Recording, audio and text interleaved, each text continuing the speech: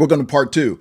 We have to protect what God joined together. If the enemy attacks marriage, the question becomes, how do we protect it? Now, after my wife and I get married, something shifted in our relationship.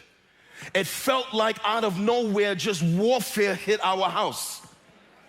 Out of nowhere, we are arguing about everything. We are fighting about everything. We at each other's throat about everything. I am seeing all of her flaws. She is seeing all of my flaws. It seems like every week was replete with fights and arguments. I mean, we are just in battle all the time. And I'm wondering, man, what happened to that time we dated when we was in bliss? And now all of a sudden we are married. It's like we're two different people at each other's throat all the time. It was in that season, a man who I used to be in relationship with came to me and said, man of God, I had a dream about you and Lena. He said, I saw in the dream you were standing in the kitchen, you and Lena. A man walked up to you and whispered in your ear. Then he walked up to Lena and whispered in her ear. Y'all turned towards each other and started fighting. And then the man walked out of the room. As I prayed about that dream, man, I got revelation in my heart. That man in the dream represented Satan himself.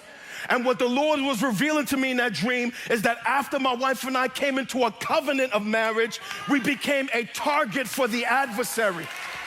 And then I realized that a lot of our fights, a lot of our differences, our arguments was being instigated in our hearts by demonic influences. I would feel things in my heart against her that was not biblical. She would feel things in her heart against me that was not biblical. We know the enemy can influence us demonically, for this is what he did to Jesus in Matthew 4. When the Lord is in a place of vulnerability, after fasting 40 days and 40 nights, here comes the enemy to tempt him in his vulnerability.